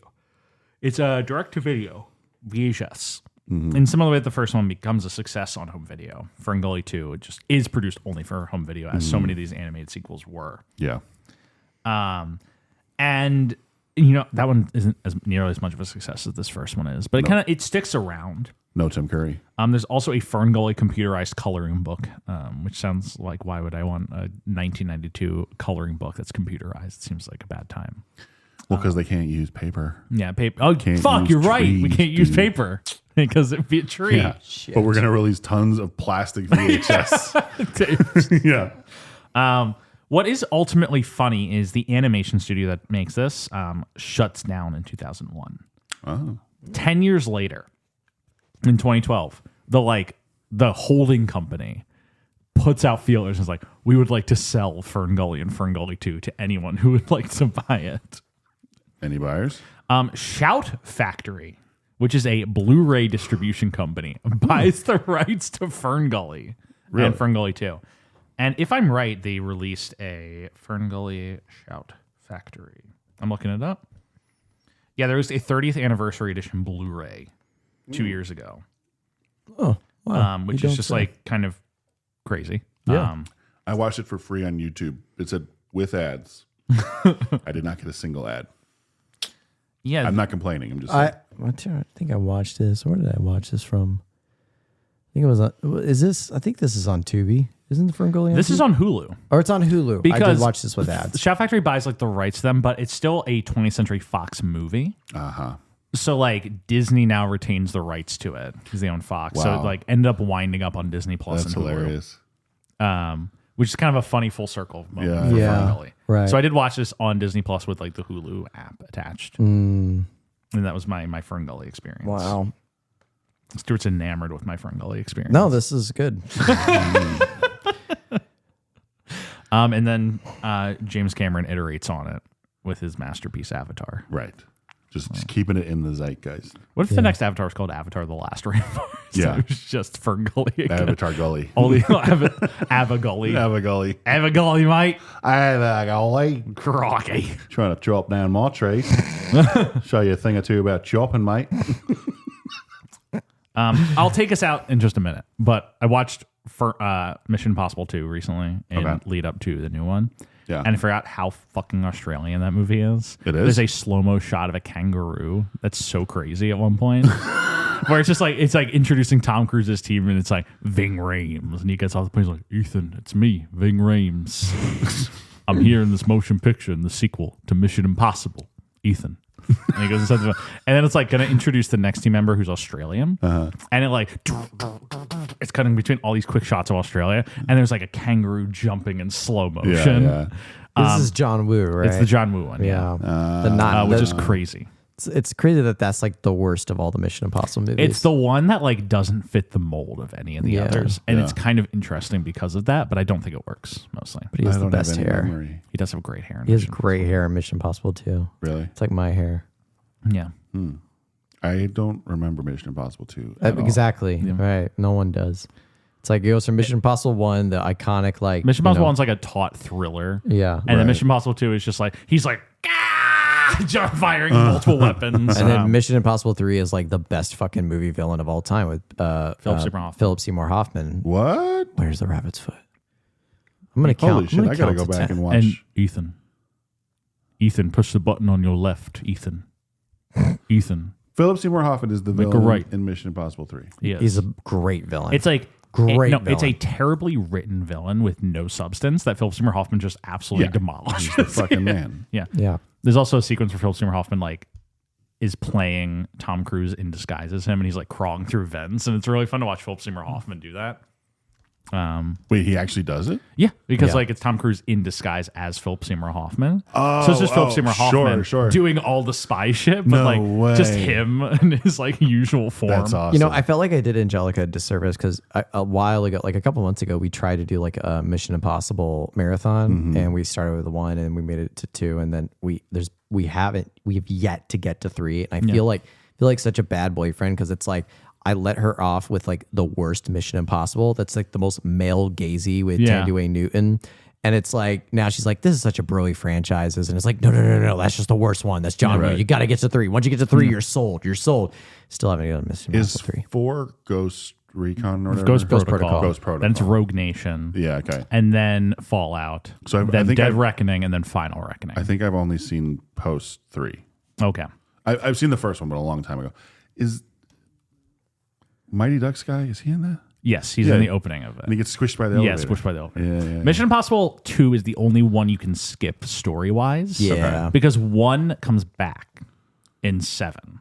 Really? Characters from 1 come back in 7. I heard about this, yeah. And which is 7 the most recent one? 8's the one that came out yesterday. Right. So 7 is the one with Henry Cavill. That's 6. Wow. It's Fallout. Damn, did I miss one then? They're all good. Henry Cavill one is sick. The Henry Cavill one is. I like that one a the, lot. The stunts in that one are crazy. They're all, besides the John Woo one, but they're all really good. They're all good. Yeah. Like I think I saw the new one last night in IMAX. Was it good? It's good. The first hour of it is like bad. It takes so long to get into the movie, and you're just like, are they blowing this? Yeah. And then the movie like improper starts. This is and the it has last one. The two most incredible action scenes I've ever seen in a movie. It's crazy. Really? It's like a biplane chase. It's in the trailer. Sure, yeah. But it's two biplanes, and it's just Tom Cruise strapped on the side of a biplane. Yeah. Flying at like 400 feet in the air. Crazy. And you're just watching like the insane stunts with these two biplanes with him like because flying. like Ghost Protocol is the one that they start this whole like, okay, the draw to this movie is seeing Tom His Cruise stunts, do yeah. crazy shit. Yeah. That's where he like scales Yeah. Dubai. Yes. It's mostly a Mission Impossible episode. Ghost Protocol is where he scales Dubai. Rogue Nation, he's on the side of the the plane. jet as it takes off. Yep. Fallout is the Halo jump. Dude. Yeah. And actually, that was the stunt that I was like, all right, what am I doing? Like, why am I being such a curmudgeon about this? You know what I mean? Because, I'm watching them and I'm like, this is fine. I go see with my dad, like, and I'm being a little bit of like a film snob about it, And then I watched the Halo thing and I'm like, this is just fucking This cool. is why Incredible. we make movies. Yeah, like, this is why we make And like movies. and then there's the helicopter chase at the end of it, where it's him on the bottom of the helicopter. Yeah. Those are the two stunts in that one. Yeah. Rogue Nation is he's on the bike jumps off a cliff, he jumps off and parachutes onto a train. Yeah. And then Dead So I Reckoning. haven't seen that one. And then Final Reckoning has the biplane sequence, and then there's like a whole underwater bit. That's really cool. Nice. Yeah. And then and Tom Cruise is 63. He's like 63. It's like Is this supposed to be the last one? it is. It's called the Final Reckoning. I think they intend for it to. It does like it does like kind of end the thing. But then again, every horror franchise ever has a movie entitled like the Final Chapter, and then they make two more. Yeah. Yeah. Well, they at least don't do like the Fast and Furious sin of just like this villain becomes a good guy and joins the family. Yeah, Like, yeah. No, but that's good as hell in Fast and Furious. What they do. Jason Statham and The Rock. Jason By the- Statham. Oi, all right. All Here's right. the thing. I got this BMW here. All right, so here's the thing. I killed him. I forgot he does But a I'm really gonna good Jason join, Statham. I'm going to join the family. And if I join the family, I have to make my amends with Dwayne The Rock Johnson. I do Statham, but as a transporter. Transporter. Yeah, that's like his OG transporter. Well, that and Crank. Yeah. Yeah. Check how fast I was able to just pull out Crank. All right. So you want me to transport this Chinese lady Don't in the sleep. back of this BMW? Say less. People should not. People should not sleep on the mechanic. The mechanic. These sound like Ben Foster, These are all Jason real Statham. movies. I know. I've seen them. They also all sound like the fake posters in the background of a real movie. Transporter, mechanic, Yeah. Crank. Crank is nuts. Craig is nuts. Crank 2 High Voltage. Crank Just is the one like, where he's what if it was Speed, but instead of the car that needs to stay him. fast, it's the guy. Have you seen Crank 2? No. Crank 2 ends with him being lit on fire. To keep his adrenaline up? No, yes. He's just on fire. His skin is melting off of him. No. And he seems fine with it. And he walks up to the camera and he flips off the lens. Oh my And he goes, God. ah! And then the movie just cuts to credits. No, it doesn't. No, it doesn't. Stuart, it's not right. It's not real. All right, we got to wrap this up. We have surpassed the length of FernGully. Yes. The final frame. Jesus Christ. Thank you all so much for listening to this Crying. episode of FernGully, The Last Rainforest. Thank you so much to Alex Wilson for joining on and sharing us all Of your course. Thanks for having me, amazing guys. Always fun. thoughts and views on this movie as we talk about, the We stayed very on topic. envi- talking about super on FernGully. topic. environmentalism and We talked climate about change everything and that all mattered stuff. with FernGully. Yeah. And so, thank you all for joining us for FernGully. You can join us next week for Aladdin. That's the Nice. small little animation movie that Robin did. If you haven't seen it, it's no worries. You don't really need to. But Lives in the shadow of lives in the FernGully. shadow of FernGully. We live and die in the shadow. But as always, special thanks to Michael Van Bogen Smith for theme music and Rebecca for the graphic design. As always, you can always rate, review, comment, like, subscribe, whatever platform you're listening on, of which we are on many. Thank you all. See you next week for Aladdin. Slow